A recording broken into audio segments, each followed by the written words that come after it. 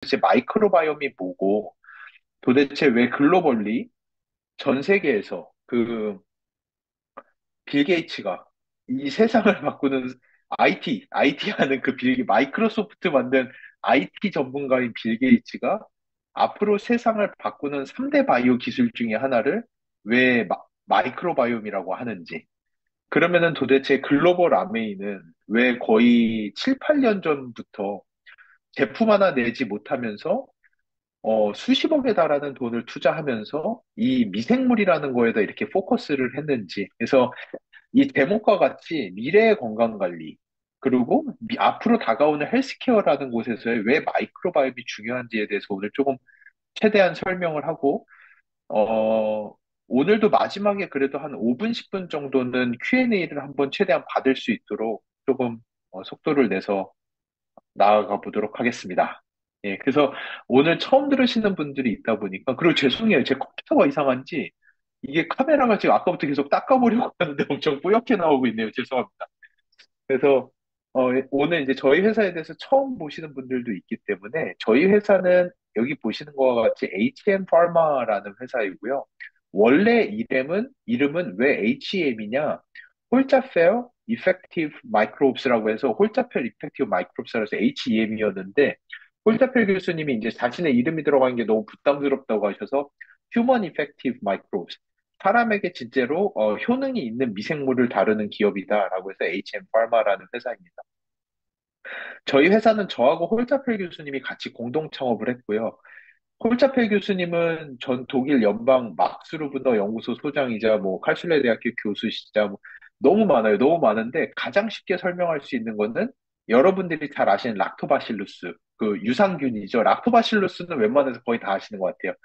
락토바실러스를 위키피디아 들어가서 보시면은 그 분류표에 처음 나오는 게 홀자펠리아 속이라고 있습니다. 그러니까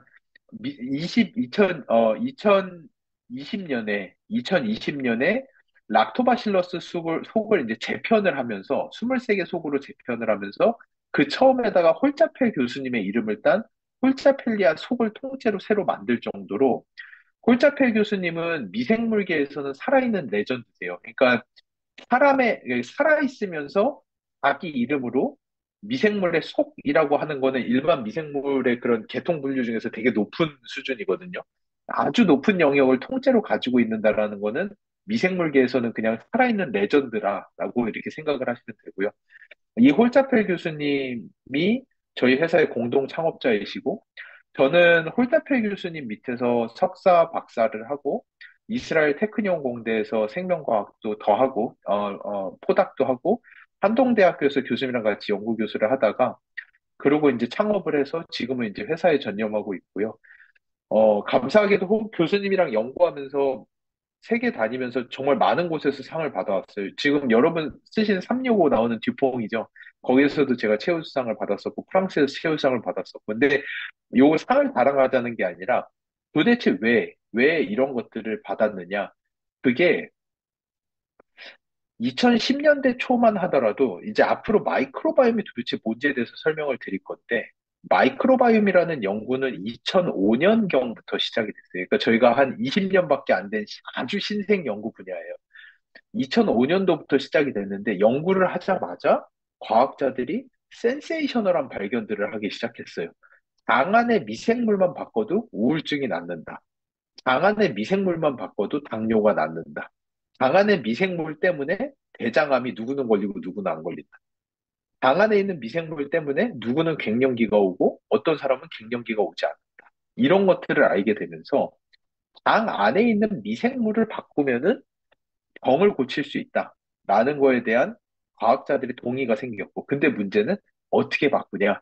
조금 이따 설명드리겠지만, 장 안에 있는 미생물을 바꾸는 거는 이 지구의 생태계를 바꾸는 것만큼이나 어려운 일이에요. 그러다 보니까 대부분의 회사와 연구자들은 장 안에 있는 미생물은 너무너무 복잡하기 때문에 우리가 디자인을 해서 바꾸는 건 불가능. 우리는 어떻게 해야 되느냐? 그냥 다른 사람의 똥을 캡슐에다 넣어서 그 캡슐 먹고 다른 사람의 마이크로바이옴을 이식을 합시다. 라는 과학으로 완전히 바뀌어 버렸어요. 근데 저하고 홀자펠 교수님은 마이크로바이옴은 약으로만 쓸 거면은 오케이. 다른 사람 똥을 내가 죽기 직전이라면 오케이. 내가 먹어볼게. 다른 사람의 똥을 약이라면 죽기 직전이야. 그러면 오케이. 근데 마이크로바이옴이 진짜 파워풀한 곳은 헬스케어거든요. 일반 서플먼트, 건강기능식품, 헬스케어, 식품의 영역에서 너무나도 파워풀한 게 마이크로바이옴인데 어떻게 우리가 다른 사람의 똥으로 먹고 그게 말이 되냐? 그거 말고 우리는 3세대 마이크로바이옴에서 가장 어렵지만 이거를 해낼 수 있는 3세대 시뮬레이터 기술을 만들어서 다른 사람 똥 안 먹고도 마이크로바이옴을 디자인한 대로 바꿔보자. 라는 기술을 개발을 하다 보니까 어느 학회를 가나 저희는 희귀종자였어요. 그러다 보니까 저희 학회 가면 다들 다른 사람 똥을 먹으면 이렇게 돼요, 저렇게 돼요. 다른 사람 똥 넣었더니 뭐가 바뀌어요. 이런 얘기할 때 저희는 우리는 똥 안 먹는다. 우리는 디자인하고 바꾼다. 라는 발표를 하면서 가는 학회마다 최우수상을 줄줄이 받았었습니다. 그 정도로 지금 여러분이 손에 들고 있는 마이랩이라고 하는 아메이가 도대체 왜 이 마이랩에다 그렇게 큰 공을 들였냐? 수백만 불의 돈을 투자하고 10년 가까이 연구를 해서 출시했냐? 전 세계 유일하게 다른 사람 똥 안 먹고 마이크로바이옴 조절할 수 있는 게 마이랩밖에 없습니다. 그 정도로 저희가 이 연구를 2011년에 제가 첫 발표했으니까 2007년경, 8년경부터 했거든요. 저희 마이랩 출시가 2022년이에요. 15년을 연구했어요. 15년을 연구해서 출시한 제품이 마이랩인 거고, 이 마이랩이 얼마나 대단한 제품인지 여러분들이 아시면 좋을 것 같아요. 이 마이랩 안에 저와 홀자펠 교수님, 저희 연구실을 지나간 20명의 석박사의 인생이 녹아들어 있는 게 여러분이 지금 쓰고 있는 마이랩이라고 하는 제품입니다. 그래서, 근데 저희는 뭐, 그거 외에도, 뭐, 나중에 조금 이제 3부작이니까 나중에 조금 더 풀어내면서 제가 해왔던 연구의 히스토리라든지, 저희 회사가 발전했던 모습이라든지, 이런 것도 나중에 조금 더 말씀을 드리겠지만, 원래 저희는 신약 개발을 주로 하는 회사예요. 그래서 저희 회사의 주주로 셀트리온도 들어와 계시고, 그리고 저희가 뭐 우울증 치료제도 미국 FDA 임상 이상으로 가서 신약으로 개발 중에 있고, 그리고 암 수술하시는 분들이 배변 조절이 잘 안 되세요. 항암제가 너무 독해서 장세포가 다 망가지면서 악성설사, 악성변비로 시달리시는데, 그거를 치료할 수 있는 마이크로바이옴 치료제도 서울대병원에서 임상을 한 번 했고, 호주에서 임상 이상에서 신약으로 개발을 하고 있습니다. 그래서 뭐 지노맥 컴퍼니 여러 회사들과 신약 개발을 하고 있는 신약 개발 회사인데, 저희가 가지고 있는 이 3세대 기술, 신약을 개발하기 위해서 만들었던 3세대 기술을 글로벌 아메이에서 처음에 너무나도 저희도 생각하지 못한 방향으로 글로벌 아메이가 이 기술을 받고, 그러면서 글로벌 아메이가 이 기술을 신약이 아니라 맞춤형 헬스케어 쓰자라고 제안을 줬고, 그러면서 그 당시에 얼떨결에, 사실은 솔직히 말씀드리면 얼떨결에, 그 당시에 제가 아직 교수였고, 비즈니스에 대해서는 1도 모르던 제가 아메이에 20년 독점을 드리고, 그래서 다른 사람 똥 안 먹고 마이크로바이옴 조절하는 거는 20년간 아메이밖에 못하는 그런 비즈니스를 만들기까지 왔는데요. 하지만 저희는 일단 신약을 하던 회사였고요. 그래서 떻게 이런 일들이 일어났는지는 앞으로 3부작 거치면서 시간이 조금씩 날 때마다 졸린 시간이니까 지금 좀 아이스 브레이킹으로 조금씩 풀어내면서 제가 설명할 수 있도록 하겠습니다. 마이크로바이옴을 왜 이렇게 다들 집중하느냐?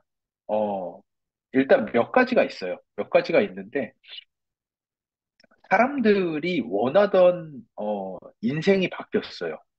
1960년대만 해도 60살까지만 살아보자. 이런 꿈을 다들 꿨어요. 그래서 그 당시에 의료계나 모든 바이오 의학계에서 연구를 하면서 도대체 왜 사람들이 60살을 못 살까? 라고 봤을 때 가장 문제가 되는 게 암, 당뇨, 고혈압, 심장병, 이런 것들이 결핵, 이런 거였어요. 그래서 지난 50년간 그 연구들을 엄청나게 해왔고, 요즘에 주변에 결핵으로 돌아가시는 분 본 적 있나요? 이제는 지난 1960년대에 인류가 가지고 있던 문제는 더 이상 우리에게 문제가 되지 않아요. 그러고 났더니 당연히도 사람들이 요즘에는 60살 타는 건 당연해. 근데 문제는 뭐냐면은 나는 요즘에는 맘만 먹으면 100살까지도 살겠어. 뭐 돈을 좀 많이 써서 암 같은 거 치료하고 나면은 100살까지 사는 건 문제가 아니야. 근데 60살이나 70살을 넘어가는 순간부터 온갖 만성 질환으로 인해서 삶의 질이 떨어지는데 더 욕심이 나는 거죠, 사람이. 옛날에는 60살까지만 살면 제가 열심히 해보겠습니다 하다가 이제는 60살은 원래 다 사는 거 아닌가? 이제는 100살까지 살아야 되는데 60세 돼가지고 만성 질환이 와서 삶의 질이 엄청나게 떨어지는데 그러기가 싫어. 이제는 100살에 죽을 거면 99살까지 먹고 싶은 거 다 먹고 운동하고 싶은 거 다 하다가 1년만 고생하다 죽자. 라는 게 요즘 사람들의 꿈과 희망이 됐어요.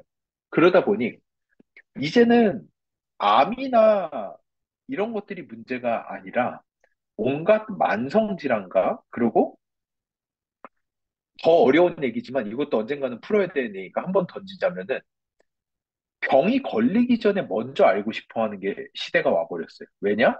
이 사람이 한번 병이 걸리고 나면은, 그 다음에는 살아는 있지만, 살아있는 게 아닌 수준의 퀄리티를 겪으면서 살 수밖에 없는 상황이 돼요. 그게 저희가 아까 말씀드린 그 호주에서 임상 이상을 하고 있던 신약, 그게 라스, 로우 안테리어 리섹션 신드롬, 조금 어려운 말로는 저희가 신약 개발 쪽에서 쓰는 언어로는 저위전방 절제 증후군이라고 하는 아주 어려운 질병인데 이게 뭐냐 하면은 대장암 같은 경우에는 요즘에는 완치율이 95%예요. 대장암으로 돌아가시는 분들은 많지 않아요. 근데 문제는 뭐냐? 완치라고는 하지만 95%에 달하는 대장암 완치 환자의 50에서 70%가 배변 조절이 안 되세요. 하루에 변을 보러 화장실을 20번을 가세요. 변이 새어 나와서 기저귀를 차고 다니세요. 그래서 변이 새어 나오는 게 컨트롤이 안 돼요. 그러니까 제가 말씀드린 게 그런 거예요. 그 기저귀 차고 100살까지 살면은 무슨 의미예요? 60살에 대장암 걸려서 대장암은 나왔는데 나머지 40년을 하루에 20번씩 그분들은 항문이 다 헐어서 하루에 변을 20번을 보면 얼마나 괴로운지 아시나요? 항문이 다 헐어서 그리고 나머지 40년을 사신다면 그게 무슨 인생이 되겠어요? 그분들은 대장암이 걸리기 전에 미리 알고 그거를 막았어야만 하는 거지. 사람 몸이라는 게 흡사 자동차처럼 한 번 고장이 나면은 고친다고 고쳐서 하는 가지만 그 처음에 차의 상태로 절대 돌아갈 수는 없어요. 그러다 보니 사람은 그 전에 미리 병을 예방하고 싶다. 그래서 과학자들이 1980년대, 90년대부터 시작했던 게 뭐냐? 휴먼 게놈 프로젝트예요.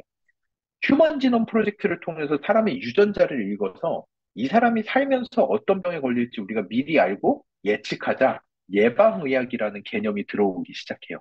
그래가지고 2, 30년을 엄청나게 고생을 해서 사람의 유전자를 다 읽어드리고 났더니 그 다음에 알게 된 건 뭐냐?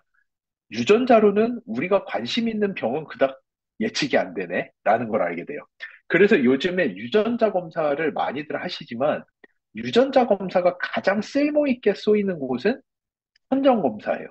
임신하신 여성분들이 후세에 태어날 내 아이에게 유전적 질환이 있는지를 보는 용도로는 좋아요. 근데 유전자를 봄으로써 생각보다 우리가 특히나 관심 있는 대사질환, 당뇨, 심혈관계 질환, 동맥경화, 비만, 그리고 뇌질환, 우울증, 불안증, 알츠하이머 치매, 그리고 소화기계 암, 대장암, 위암, 췌장암, 이런 것들은 우리의 유전자로 예측이 나오질 않고 내 미래를 알 수가 없고 내 마이크로바이옴을 통해서만 알 수 있다는 걸 알게 되고 그러면서 전 세계가 마이크로바이옴 데이터베이스를 모으면은 그 사람의 미래를 알 수 있다라는 것을 집중하게 됐는데 이 부분은 나중에 좀 더 설명드리겠지만 미국의 국립보건원이 10년 동안 어마어마한 조 단위의 돈을 투자해가지고 전 세계에서 가장 많은 32,500내의 데이터베이스를 모았어요. 근데 글로벌 아메이가 저희 HM파마와 피마스를 필두로 출시 2년 만에 현재 이미 7만 개가 넘는 데이터베이스를 모으면서 아메이가 글로벌 넘버 원 마이크로바이옴 컴퍼니가 됐습니다. 이미.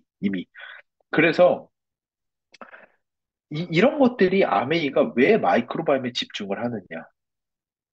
아메이는 여러분들 ABO 분들이 사실은 한 사람의 미래를 보는 알고리즘을 손에 들게 되시면은 여러분들 사업하시는 데는 제가 볼 때는 여러분들의 사업이 문제가 아니라 여러분들의 시간이 문제가 될 거예요.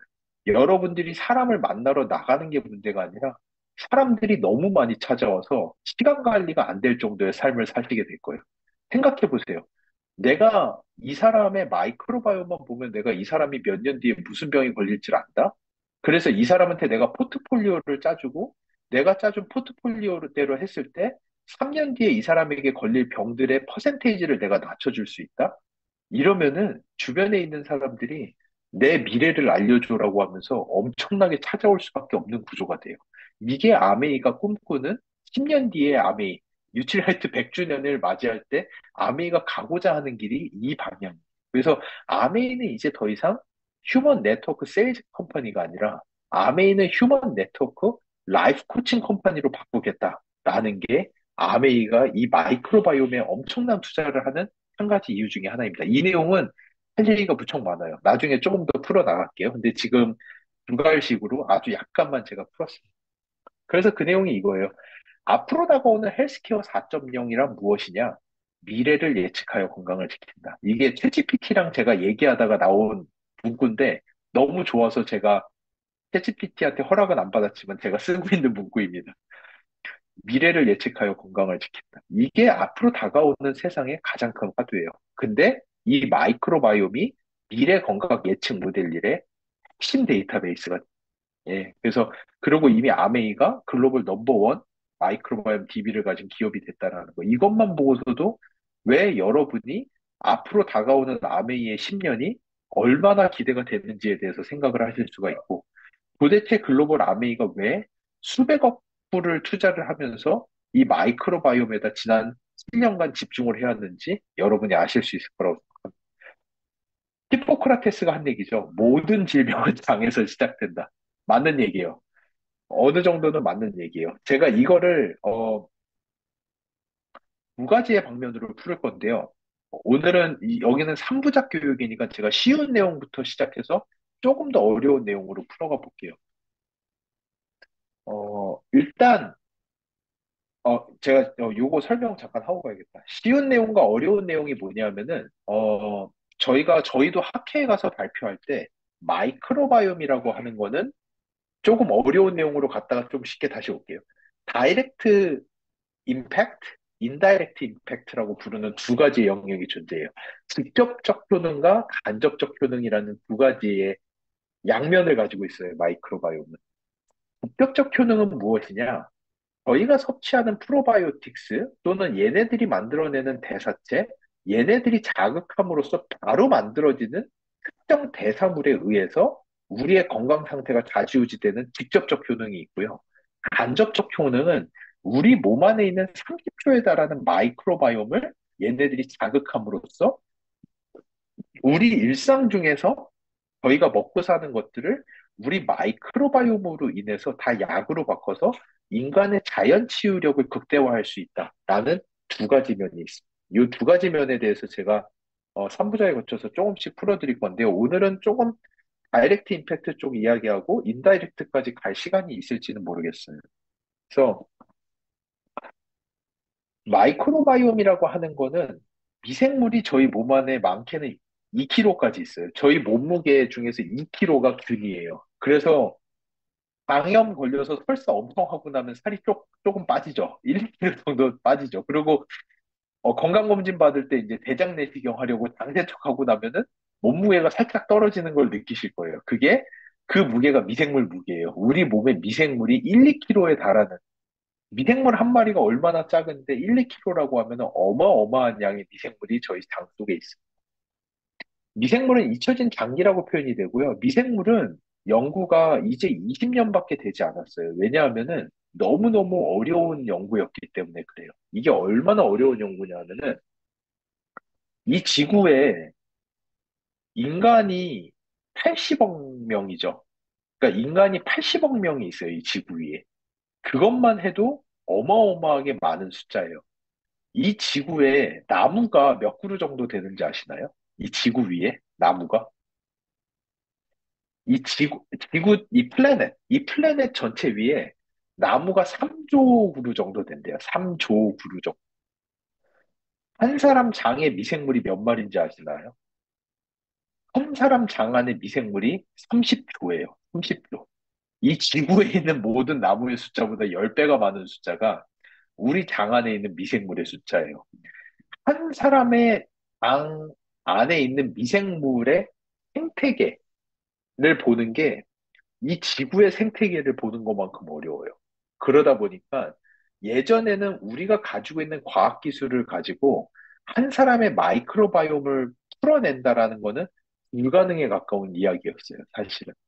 그래서 우리 장 안에는 30조에 달하는 미생물이 있는데 종류만 해도 2천 종류가 넘어요. 얘네들이 어떤 일을 하냐 하면은 어 저희가 예를 들어서 음 저희가 설탕을 먹어요. 저희가 이제 그냥 설탕은 아니고 알룰로조와 같은 조금 특이한 구조의 달달한 달달이를 저희가 먹었어요. 그러면은 그 알룰로즈라고 하는 육탄당이라는 거는 탄소가 6개 붙어 있는 CCCCCC 옛날에 화학에서 아마 배우셨을 건데 탄소가 6개가 붙어 있는 당이 우리 몸 안에 들어오면은 첫 번째 미생물이 그거를 반으로 딱 쪼개요. 그래서 파이루베이트라고 탄소가 3개짜리 2개를 만들어내요. 그럼 얘는 요거를 하면서 먹고 살아요. 그럼 옆에 있던 미생물이 얘가 쪼개놓은 파이르베이트, 3탄을 가지고 한 번을 더 쪼개요. 그래서 CO2 하나랑 이탄인 아세테이트 하나로 만들면서 그것만 하면서 먹고 살아요. 그러면은 옆에 있는 애는 2탄으로 만들어진 아세트산 2개를 붙여서 4탄으로 돼 있는 뷰티르산을 만들어요. 얘는 요것만 하고 살아요.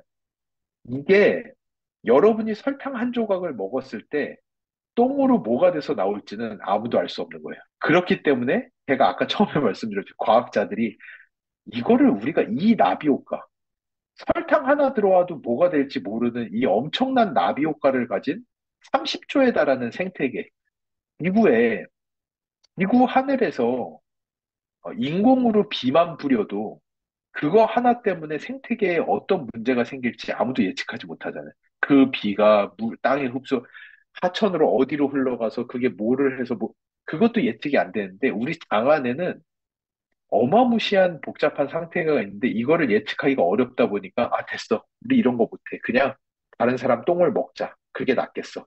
오죽했으면 다른 사람 똥 먹자라고 할 정도로 그 정도로 어려운 게 마이크로바이옴이라고 하는 생태계예요. 근데 이게 너무나도 재밌는 거는 저희가 이번에도 그 폐쇄성 폐질환이라고 폐 연구를 하는데 똑같은 쥐예요. 똑같은 쥐 2마리인데 한 마리한테는 폐쇄성 폐질환이 너무나도 쉽게 걸리는 사람의 똥을 이식해주고 다른 한 종류 쥐한테는 폐쇄성 폐질환이 잘 안 걸리는 사람의 똥을 이식해주고 나면은 쥐가 똑같이 돼요. 그, 그 쥐의 건강 상태가 똥만 이식을 해줘도 그대로 쫓아가는 거예요. 더 쉬운 예는 일란성 쌍둥이인데 일란성 쌍둥이면은 둘이 유전자가 100% 똑같은데 한 사람은 비만이고 한 사람은 삐쩍 말랐어요. 그래서 여기에서 비만인 사람의 장내 미생물만 이식을 해줘도 요건 좀 뒤에 나오는 내용이라서 나중에 풀으려고 했는데 요거 설명을 안 하면 못 넘어갈 것 같아서 잠시만요. 요거를 내용이 뒤에 있으니까 제가 요거 하고 다시 앞으로 가겠습니다. 제가 이게 3부작이니까 마음이 한결 편하네요. 1시간 내로 다 해야 된다라고 했으면 진짜 절대 못했을 것 같아요. 여기 보이시는 이 두 여성분이 일란성 쌍둥이에요. 둘이 유전자가 100% 똑같아요. 근데 한 명은 초고도 비만이고 한 명은 말랐어요. 그 말인즉슨 비만의 기원은 유전자가 아니라는 거예요. 일란성 쌍둥이는 유전자가 100% 똑같아도 둘이 완전히 다를 수가 있는 거예요. 그래서 과학자들이 도대체 왜 이 사람은 초고도 비만이 되고 이 사람은 마른 거야? 도대체 둘의 차이가 뭐야? 유전자는 아닌데? 이 사람들의 그래서 마이크로바이옴을 빼가지고 쥐한테 이식을 해줘 봤어요. 비만인 사람의 똥을 빼서 쥐한테 이식하고 마른 사람의 똥을 빼서 쥐한테 이식했더니 쥐가 똑같이 바뀌어요. 비만인 사람 똥 이식받은 지는 비만이 되고 마른 사람 똥 이식받은 지는 마른 상태로 있을 정도로 저희가 이런 연구를 여러 종류를 해봤어요. 그 중에서 가장 놀라웠던 거는 우울증이었어요. 우울증이 걸린 사람의 똥을 이식받은 쥐는 우울해져요. 그리고 되게 불안감이 높고 정상인의 똥을 이식받은 쥐는 정상이에요. 그 정도로 마이크로바이옴이 우리 몸에 관련된 엄청나게 많은 양의 질병에 관여를 하고 있어요. 그런데 이게 다 너무 복잡하지만 이거를 관통하는 하나의 이론이 있어요. 그 이론이 뭐냐? 이게 사람의 장이거든요. 여기가 사람의 장이고 여기가 장 안쪽. 그러니까 이쪽으로 쭉 들어가면 이 안에는 심장도 있고 폐도 있고 뭐 간도 있고 그런 쪽이에요. 여기는 뭐냐? 장이 이렇게 동그랗게 있으면은 요 안쪽인 거예요. 장 안에. 그래서 사람의 장 벽에는 뮤커스라고 하는 점액질이 있고 그 안쪽에는 이렇게나 많은 미생물들이 살고 있어요. 우리가 먹은 음식은 이 위쪽에 있겠죠. 그래서 이렇게 넘어 들어가야 되는데 가장 큰 문제는 여기에 있는 여기에 보이시는 조그만 빨간 애들 보이시나요? 점점이 빨간 애들 있죠. 얘네가 뭐냐? 공격 앞으로. 그러니까 얘네는 반동분자들이에요. 여기에 살아야 되는 애들인데 내가 이 인간을 점령해 보겠어라고 해서 이쪽으로 넘어와가지고 내 몸을 공격하고자 하는 아이들이에요.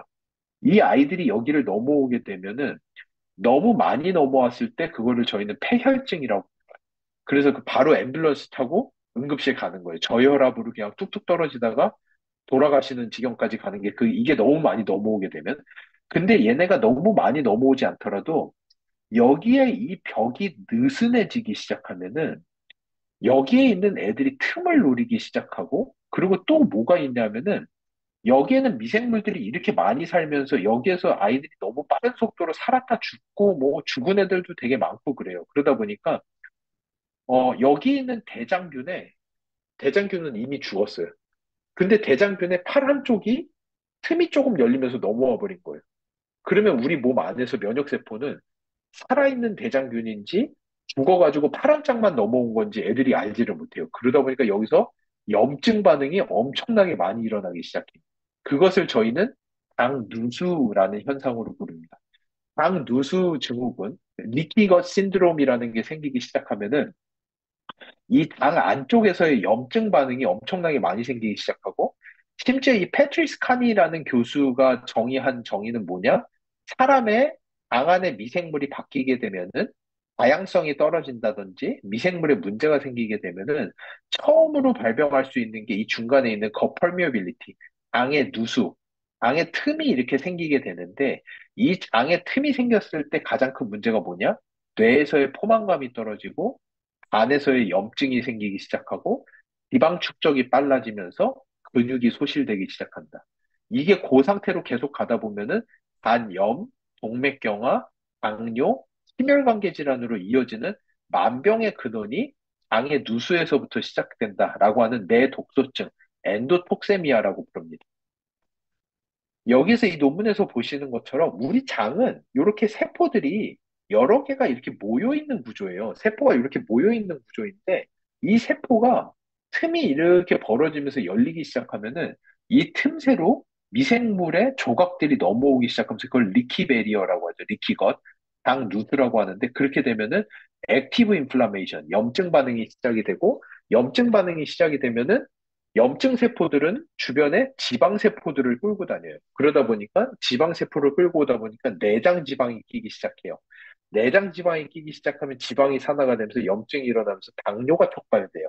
동맥경화가 촉발되기 시작해요. 근데 문제는 이 염증이 처음으로 도달하는 곳이 우리의 뇌예요. 이 염증이 우리 뇌로 도달하게 되면 그거를 저희가 뇌신경 염증, 뉴로 어, 뉴로 인플라메이션이라고 불러요. 뇌에 신경에 염증이 쌓이기 시작하면은 얘네들이 공격을 받기 시작하고 거기에서 이게 누적이 됐을 때 시작되는 게 우울증, 불안증, 더 롱텀으로 길게 누적됐을 때 생기는 게 알츠하이머 치매라는 게 요즘 과학계의 정설로 들어오고 있어요. 그럴 정도로 이 장에서 발병하는 누수를 어떻게 막아내느냐가 제가 아까 말씀드린 다이렉트, 직접적으로 우리의 몸이 망가지는 마이크로바이옴으로 인해서 직접적으로 우리의 건강이 아주 나빠질 수 있는 가장 큰 요소, 이 장에서 누수가 일어났을 때 처음으로 촉발될 수 있다. 잠깐만, 시간 보면서 해야 돼. 와, 벌써 30분 이상 가네. 속도를 조금 먼저 내가지고, 제가 마지막에 한 5분은 그래도 질의응답을 해야 되니까. 그러면은 이거를 우리가 어떻게 막을 수가 있느냐? 유산균을 먹어서도 효과가 나타나요. 근데 유산균이 갑자기 가가지고 뭐 유산균 들어왔다고 해서 유산균이 이 틈을 무슨 뭐죠? 그 네덜란드 아이가 뭐 댐 막아서 뭐 하듯이 유산균이 이 틈을 막아주는 게 아니에요.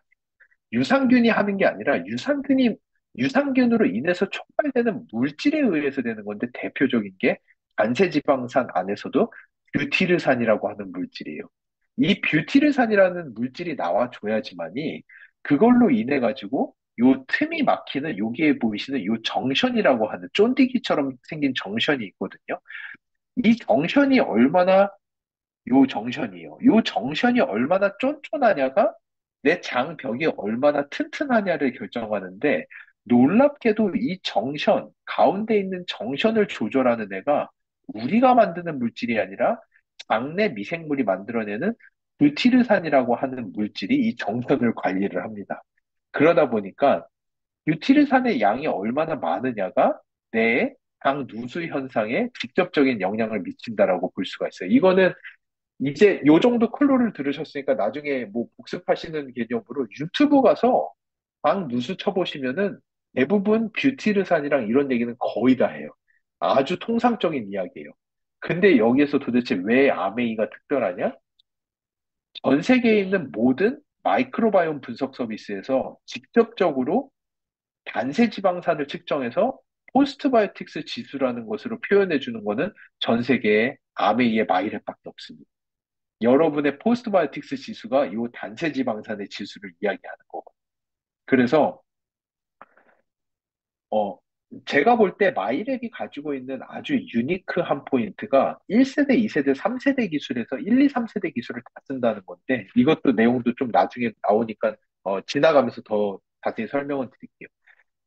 우리나라에 있는 전 세계에 있는 99%에 달하는 제품이 전부 다 1세대 미생물의 유전자를 찍어서 미생물의 이름을 맞춰서 어떤 미생물에 당신의 장에 어떤 미생물이 있습니다까지밖에 이야기하지 못해요. 거기를 더 넘어가서 실제로 장 누수 증후군의 핵심이 되는 단세지방산의 양이 어느 정도입니다라고 말해줄 수 있는 거는 마이랩밖에 없습니다. 이 단세지방산의 양만 제대로 조절해서 장의 누수 현상만 없애더라도 여러분이 겪는 그 무수히 많은 대사질환과 뇌질환에서 해방되실 수가 있는 가장 핵심 지표예요. 그리고 또 하나, 마이랩을 통해서 마이랩의 개인 맞춤형 유산균을 섭취를 하셨을 때 단세지방산의 양이 유의적으로 증가하는 것도 이미 임상으로 검증이 되어 있다 보니까 실제로 이 단세지방산의 양을 유의적으로 증가시킬 수 있다라는 것을 임상적으로 검증한 제품도 마이랩 하나밖에 없습니다. 그것이 마이랩이 가지고 있는 전 세계에서 유일한 찐 포인트라고 생각을 하실 수가 있어요. 그래서 여러분이 나가서 전달을 하실 때 여러 가지 내용을 하실 수가 있겠지만 들으시는 분이 딱 봤을 때, 이분은 10분 이상 집중하실 수 없겠다. 이분은 내가 인다이렉트 이펙트, 우리 영양소의 분해 흡수 과정과 드럭 팩토리라고 하는 마이크로바이옴이 하는 그 많은 역할을 여기까지 가기 어렵겠다. 그러면 일단 당 누수로 들어가신 게 저는 맞다라고. 당 누수에 대해서 설명해 주시고, 당 누수에 대해서 설명하고 풀어낼 수 있고, 솔루션은 전 세계에 마이랩밖에 없다. 근데 이 장 누수가, 어, 여러분이 제가 예전에 한번 이거 내용이 너무 많지만 이거 다 하면은 안 되기 때문에 제가 여기서 간단하게 예시를 들어드리고 요 내용은 넘어갈게요. 여러분이 장 누수 현상을 경험해 보고 싶으시다고 하면은 이 마이크로바이옴이 만들어내는 단세 지방산의 양을 순간적으로 없애버리는 방법이 있어요. 우리 마이크로바이옴에다 샥을 주면은 단세 지방산을 얘네들이 생성하지 못하면서 장 누수 현상을 여러분 즉각적으로 경험하실 수가 있습니다. 그게 뭐냐? 과음을 해보시면 돼요. 술을 엄청나게 드시면은 많은 양의 알코올이 들어가면은 우리 마이크로바이옴은 우리 미생물들은 알코올을 싫어하거든요. 엄청나게 많은 양의 알코올이 장으로 들어오게 되면은 미생물이 샥을 먹어요. 그래서 이 미생물들이 돌먼트라고 하죠. 딱 프리즈가 되면서 아무것도 생성하지 못하고 단세 지방산을 더 이상 생성하지 못하는 상황이 돼요. 그러고 나면은 그 다음날 여러분이 겪는 숙취 현상이 장누수 현상이라고 보시면 됩니다. 그래서 어떤 일이 생기느냐? 뷰티르산이 나오지 않아요. 뷰티르산이 나오지 않으면은 장의 벽이 약간 누수가 생기면서 미생물들이 장벽 안으로 침투하기 시작해요. 그러면 염증 반응이 일어나면은 첫 번째 나타나는 현상이 약한 미열과 두통이 나기 시작해요. 염증 반응이 있으니까. 약한 두통과 미열이 나기 시작하고 두 번째, 간 기능에 이상이 생기기 시작하고 지방 축적량이 빨라지면서 근육에 힘이 빠져요. 그래서 술 많이 드시고 나면 다음날 마냥 누워있고 싶으시죠? 근육에 힘이 안 들어가요. 근육이 빠지기 시작하면서 살이 포동포동 오르기 시작하는데 문제는 뇌에서 포만감이 느껴지지가 않아요. 다음날 엄청나게 허기져요. 아침부터. 자극적인 게 먹고 싶고, 그리고 먹어도 배가 부른 느낌이 없어요.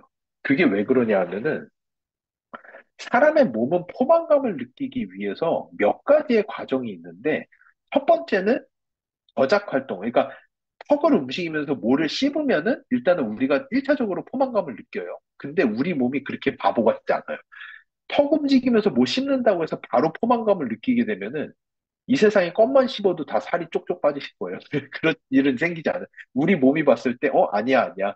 이것만으로는 안 돼. 두 번째가 뭐냐면은, 위가 늘어나야 돼요. 위가 늘어나기 시작하면은, 그렐린이라는 물질이 나오면서 일부 포만감을 느끼기 시작해요. 근데 이것도 파이널은 아니에요. 우리 몸에, 이것만 해서 된다 그러면은, 물만 마셔도 살이 쪽쪽 빠져요. 물만 많이 마셔도 위가 늘어나면서 살이 쪽쪽 빠질 거예요. 근데 절대 그렇지 않아요. 우리 몸에서 파이널로 결정짓는 이 사람이 뭔가 먹었으니까 이제 배가 부르다는 시그널을 뇌로 보내. 라는 최종 결정은 어디서 나오냐 하면은 미생물이 만들어내는 물질을 우리 장벽이 감지했을 때, 이제는 속은 게 아니야. 이제는 진짜로 이 사람 뭐 먹어서 배가 부른 거야. 라는 시그널을 보내게 됩니다. 왜냐? 우리가 뭐를 먹게 되면은 우리의 장내 미생물이 우리가 먹은 음식을 분해하면서 애사체라는 물질을 만들기 시작하고 그러면은 이제 우리는 속지 않아도 되는 거야. 진짜 먹었어. 껌 씹은 거 아니야? 물 마신 거 아니야? 진짜로 음식을 먹은 거야. 라는 시그널이 오는데 문제는 뭐냐? 마이크로바이옴이 프리즈가 돼버리고 나면은 아무리 먹어도 얘네가 대사체를 못 만들어요. 그 말인즉슨 세타이어티 뇌에서 포만감을 느끼지를 못한다는 거예요. 그게 엄청난 문제인 거고, 그러다 보니까 이게 딱 그, 어, 영업 많이 하시는 40대 중후반의 남성분들의 모습을 상상하시면 됩니다. 매일 어쩔 수 없이 술 드시고, 배만 볼록 나오시고, 내장 지방이 엄청나게 차 있고, 당뇨와 심혈관계 질환과 혈압에 시달리시면서 근육은 빠지면서도 지방은 늘어나는데 엄청나게 자극적인 거를 많이 드시면서도 포만감을 느끼지 못하시는 그게 우리의 장내 미생물이 순간적으로 샥을 먹었을 때 발생하는 현상이라고 느끼시면 돼요. 근데 저는 여기서 한 가지 포인트를 더 얘기하고 싶은 게 제가 방금 설명드린 거랑 바로 이어서 설명드리면 조금 더 이해하시기 편할 텐데 요즘 아이들이 먹는 그 많은 간식들이 있잖아요. 쿠키, 스낵, 달달이 같은 것들. 이 안에는 이거는 인다이렉트 가서 설명드리는 게 더 쉽긴 한데 잠깐만 설명하고 나중에 좀 더 보충 설명드릴게요. 문제는 뭐냐면은 우리가 먹는 건강한 음식이라고 하는 것들은 인간이 다 분해하지 못하고 장내 미생물에게 에너지가 넘어가서 장내 미생물이 그거를 분해시키면서 좋은 물질들이 나오는 것이 우리가 먹는 건강한 음식의 정의예요. 그래서 딱 칼로리 흡수량만 보더라도 여러분 글라이세믹 인덱스라는 거 알죠? 내가 먹었을 때 얼마나 빨리 내 혈당이 올라가느냐. 그 말인즉슨 내가 먹은 걸 내 스스로 얼마나 많이 분해해서 내 혈액으로 갖다 넣음으로써 얘는 조금만 먹어도 내가 살이 쭉쭉 찔 수가 있고 얼마나 혈당이 빠르게 올라갈 수 있는지를 이야기하는 것인데 요즘에 아이들이 먹는 것들은 대부분 너무나도 분해 흡수가 빠른 것들을 먹어요. 그러다 보니까 아이들이 먹은 것이 차마 장내 미생물에게까지 갈 일도 없을 정도로 그냥 분해가 돼서 혈액으로 다 들어가다 보니까 아이들이 실제로 포만감을 느끼지를 못해요. 그래서 그렇게 고열량의 쿠키에 그 고열량의 간식들을 그렇게 먹어도 아이들은 포만감을 느끼지 못하는 이유도 여기 있어요. 이거는 제가 나중에 인다이렉트 이펙트라고 하는 아까 말씀드린 간접적 효능에 가서 조금 더 설명을 드리도록 하겠습니다. 그래서 이 장누수라는 현상에 대해서 조금 아시고 이 당누수라는 것이 얼마나 뇌신경염증, 뇌신경염증은 당연히 ADHD라든지 집중력 손상까지도 이어지기 때문에 우리 아이들도 꼭 지켜봐야 되는 포인트예요. 장누수. 이 아이들의 포스트바이오틱스 지수를 어떻게 관리해야 되는가? 내 남편이 정말로 술을 많이 먹고 이런다면은 진짜로 포스트바이오틱스 지수가 충분한가? 당에 누수가 있는 건 아닌가? 대사 질환에 되게 위험하게 노출되어 있는 것은 아닌가? 이런 것들을 좀 잘 볼 수 있으면 좋을 것 같습니다. 그래서 요게 이제 다이렉트 인플루언스라고 하는 당 누수라는 현상인데요. 제가 이렇게 가다 보면은 열흘이 돼도 10번 세션에도 다 못 끝낼 것 같아서 조금 제가 자주 했던 내용은 일단 건너가고 나중에 3회차 가면서 나중에 좀 시간 남으면 나중에 조금 더 풀어보도록 하겠습니다. 그래서 이게 아까 말씀드렸던 그, 어, 제가 처음 설명드렸던 휴먼 게놈, 사람의 유전자로는 안 돼요. 라는 연구의 내용이에요. 사람의 유전자를 다 찍었지만 사람에게는 2만 4천 개의 기능 유전자밖에 없고요. 이거는 초파리보다 조금 많은 수준밖에 되지 않아요. 이게 근데 어, 시간이 오늘은 여기까지만 설명드리고 질의응답 받고 제가 약간 인다이렉트 그 간접적 효능의 티저 같이 요거까지만 말씀을 드리고 오늘은 질의응답 받고 마무리하고 다음 주에 또 2차 강의를 시작을 해야 될 것 같은데요. 어, 이 건강한 사람이라고 하는 거는 몇 가지가 있어요. 어, 제가 내리는 정의로서 더 건강한 사람은 남들에게 없는 기능을 가지고 있는 사람이 더 건강한 사람이에요. 저희 학계에서는 그런 사람을 슈퍼 리스폰더라고 불러요. 슈퍼 리스폰더, 슈퍼 반응자. 반응자라는 거는 뭐냐면은 이 사람이 우리가 살고 있는 자연계에 얼마나 반응을 할 수 있는 사람이냐가 사실은 건강한 사람의 되게 큰 기준이 돼요. 그러니까 인간은 옛날에는 나는 나야. 나는 나 혼자 사는 거야. 나는 내가 알아서 다 하는 거고, 내 몸은 내 면역 체계 하나로 그냥 다 되는 거야. 라고 생각을 했는데, 요즘 들어서 과학자들이 알게 되는 거는, 어, 우리가 살고 있는 이 자연계를 내가 얼마나 활용함으로써 내 몸의 자연 치유력을 극대화시키는데 활용할 수 있는가가 실제로 건강한 사람의 아주 중요한 기준이 돼요. 그러니까, 이런 거예요. 저희가 지금 그 아산병원이랑 같이 폐쇄성 폐질환, 그 폐 질환에 대한 연구를 하고 있거든요. 신약을 개발하고 있어요. 근데 이 연구를 하면서 저희가 재미있는 군이 하나가 있어요. 그 모집군이 뭐냐 하면은 헬시 스모커라고 건강한 흡연자들이에요. 실제로 건강한 흡연자가 있어요. 이게 뭐냐면 여러분이 뭐 TV에서 인간극장 뭐 이런 거 보시면 가끔 갑자기 한 120살 되신 할머니가 나오시는데 할머니가 막 주름이 엄청 짜글짜글한데 허리 꼿꼿하게 피시고 매일 밭에 나가서 밤매시고 곡괭이질 하시는데 하루에 담배 2갑씩 피시면서 소주 3병씩 드시는 아시죠? 어떤 느낌인지 아시죠? 실제로 그런 분들이 계세요. 그러니까 남들에게 없는 엄청난 기능을 가지신 분들이 계세요. 그런 분을 저희는 슈퍼 리스폰더라고 불러요. 이번에 연구했던 것 중에서 저희가 보니까 이런 할머니들의 똥을 쥐한테 이식을 해주면은 그 쥐를 저희가 스모킹 챔버라고 담배 연기가 쥐한테는 좀 미안하지만 담배 연기가 엄청나게 자욱한 방에 넣어놔도 폐가 애기 폐처럼 쌩쌩해요. 근데 너무나도 쉽게 폐질환이 걸리는 사람의 똥을 이식해준 쥐는 스모킹 챔버에 잠깐만 들어갔다 나와도 폐가 완전히 다 망가져요. 폐 섬유화가 일어나기 시작하고 천식이 바로 일어나기 시작하고 난리가 나요. 봤더니 그 엄청난 그 헬시 스모커라고 하는 슈퍼파워가 있으신 분은 이 자연계에 있는 물질을 먹으면은 그거를 폐를 보호하는 물질로 바꾸어내는 미생물을 장에 들고 계신 거를 저희가 이번에 발견을 했어요. 그래서 그 기능이 없으신 분들에게 그 미생물을 넣어주면은 실제로 폐가 보호가 된다라는 거를 저희가 이번에 찾게 됐고 그걸로써 신약을 개발하고 있어요. 이게 여러분에게 제가 약간 하나의 예시를 들어드리면서 새로운 시각을 열어드리고자 하는 거예요. 건강이란 도대체 뭐냐? 내가 이 자연계를 얼마나 활용할 수 있을까? 자연계보다 조금 더 쉽게 넘어가 볼게요. 제가 지금 아메이에다 되게 쪼르고 있는 아메이 ABO 분들에게 교육할 때 쓰고 싶다고 쪼르고 있는 자료가 있는데 이번에 저희가 아메이랑 같이 131명에 달하는 임상 시험을 했어요. 임상 연구를 했어요. 131명에게 뭐를 봤냐 하면은 여러분이 매일 드시는 더블엑스 안에는 사람이 분해할 수 없는 성분들이 들어있어요. 18개 정도의 성분이 있어요. 그 말인즉슨 이 18개의 성분은 장내 미생물에 의해서만 분해가 되고 흡수가 돼요. 요 내용은 티저예요. 제가 다음 주 가야지 조금 더 자세히 설명을 드릴게요. 근데 이 18개의 물질을 그러면은 얼마나 잘 쓸 수 있는지가 그 사람의 건강 상태를 좌지우지하게 돼요. 131명의 임상 연구를 했는데 18개 다 쓰시는 분은 2명밖에 없었어요. 131명 중에.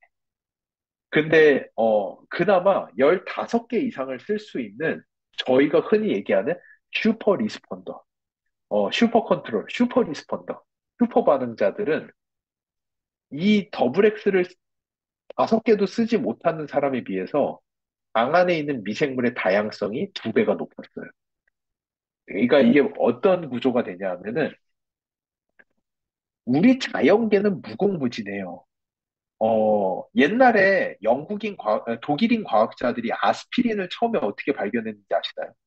아스피린을 어떻게 처음 발견했냐면은 아프리카에 갔는데 아프리카 부족민들이 막 전쟁을 하다가 상처가 막 났는데 돌아오고 나서 어떤 나무 이파리를 으깨가지고 상처에다 바르니까 상처가 낫기 시작하는 거예요. 그래가지고 그 독일인 과학자들이 너무 신기해가지고 그 이파리를 가져다가 분석을 했고, 그랬더니 그 안에 진짜 약이 되는 물질이 있다라는 걸 알게 됐고, 그렇게 만들어진 게 아스피린이에요. 그러니까 이 자연계에는 무궁무진한 어, 보고예요. 인간이 자연 치유를 할 수 있는 무궁무진한 보고인데, 인간은 그거를 다 쓰지 못해요. 인간의 유전자는 2만 4천 개밖에 없어요. 이 자연계에는 달다리를 구성하는 글루코즈, 저희가 좀 어려운 말로 글루코즈, 프록토즈, 프록토 올리고사카라이드. 요즘에 이제 슈퍼 가면 조금 설탕, 과당보다 조금 시럽보다 좀 비싼 게 프록토 올리고사카라이드, 그 올리고당. 그거보다 조금 더 비싼 게 알룰로즈당 이런 것들 있잖아요. 구조가 다 복잡하고 다른 것들이에요. 근데 이런 복잡한 구조에 달달한 느낌을 내는 물질은 수백억 가지가 있어요, 이 다연계에. 근데 인간은 그 중에 21개밖에 분해할 수 없어요. 인간은. 다 분해를 하지 못해요.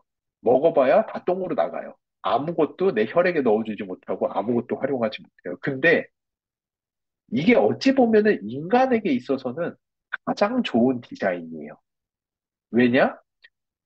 인간이 이거를 다 쓸 수 있는 유전자를 내가 다 들고 있게 되면은 저 하루에 밥 30개 먹어도 기어 다녀야 돼요. 에너지 효율성이 나오지 않아요. 그래서 이렇게 할 수밖에 없고, 나머지 이 자연계를 활용하는 무궁무진한 물질들은 내 장 안에 있는 미생물을 통해서 할 수밖에 없다. 가장 재밌는 예시가 아마 아시는 분들은 아실 거예요. 에코올이라는 물질. 에코올이 일본인 과학자들이 슈퍼 리스폰더를 어떤 분들을 찾았냐면은 갱년기가 절대 걸리지 않는 여성분들. 이런 여성분들이 계세요. 주변에 보시면 있잖아요. 갱년기가 진짜 안 걸리고 폐경도 엄청나게 늦게 오고 이런 여성분들이 있으세요. 일본 과학자들이 이 여성분들의 피를 뽑아가지고 갱년기가 너무나도 빨리 오는 여성분들이랑 비교를 해봤더니 갱년기가 오지 않는 여성들의 혈액에는 에코올이라고 하는 물질이 있다라는 걸 발견을 해요. 근데 이 에콜이라는 물질을 봤더니 여성 호르몬인 에스트로겐과 구조가 너무 유사해서 사람 몸이 여성 호르몬이 아직도 많은 걸로 착각을 해서 갱년기도 오지 않고 우울증도 오지 않고 유방암도 잘 안 걸리고 골다공증도 안 오고 뇌에 건망증도 오지 않고 너무나도 건강한 거예요. 그래서 일본인 과학자들이 도대체 이런 기능을 가진 사람은 어떤 특별한 유전자가 있는지 봤더니 그 사람한테 유전자가 있는 게 아니라 이 사람들은 13가지 종류의 특별한 미생물이 장 안에 들어있다는 걸 발견해요. 이 13 종류의 미생물이 세트를 가지고 있는 사람들은 콩단백질만 먹으면은 이소플라본이 미생물들에 의해서 에콜로 바뀌어서 혈액으로 들어가게 되고 그런 분들은 갱년기가 오지 않는다. 저희가 아메이랑 같이 30명짜리 임상 연구를 해봤어요. 한국인의 34%가 에코를 만들 수 있으세요. 나머지 66%는 에코를 못 만드세요. 이게 슈퍼파워예요. 그 미생물들을 가진 사람은 다른 사람들보다 훨씬 더 건강하게 살 수가 있어요. 콩단백질 매일 먹는 거잖아요. 근데 이 사람들은 똑같이 콩단백질 먹는데 갱년기가 안 걸려요. 그 미생물이 에콜이란 물질을 만들어지기 때문에. 그래서 저희가 나중에 보시면은 정말 이제 발표할 내용이 많은데 제가 아메이와 함께 하고자 하는 비즈니스 스트래터지까지 쭉 앞으로 제가 설명을 드릴 거거든요.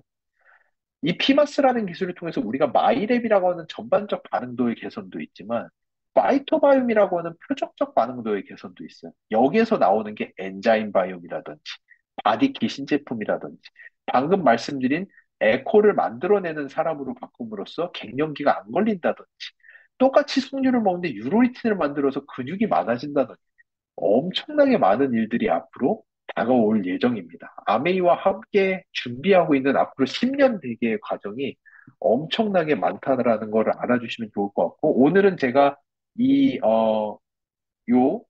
인다이렉트라고 하는 어떻게 인간이 자연계를 활용할 수 있는지, 그 안에서 마이크로바이옴의 역할이 도대체 무엇인지, 그리고 아메이는 이거를 극대화시키기 위해서 1세대, 2세대, 3세대 기술을 사용함으로써 어떻게 마이랩이라는 제품까지 나올 수가 있었고, 여기에서 만들어지는 데이터베이스를 통해서 파이토바이옴이라고 하는 신기술까지 넘어감으로써 표적적인 반응도의 개선, 단백질의 분해 흡수를 증가시킨다든지 이런 거에서 조금 더 시간이 남는다면 지금 저희가 하고 있는 겉모닝의 루틴이 왜 중요한 것인지, 겉모닝이 마이크로바이옴에 어떠한 역할을 하는지, 그리고 저희가 지금 쌓아 올리고 있는 데이터베이스에 대한 데이터베이스가 얼마나 귀한 건지, 이 데이터베이스를 가지고 미래가 어떻게 열리는지에 대한 내용, 그리고 더 시간이 나오면은 제가 결과지에 대한 리뷰도 조금 더 해드릴 수 있도록 장표는 다 준비가 되어 있거든요. 시간이 문제죠.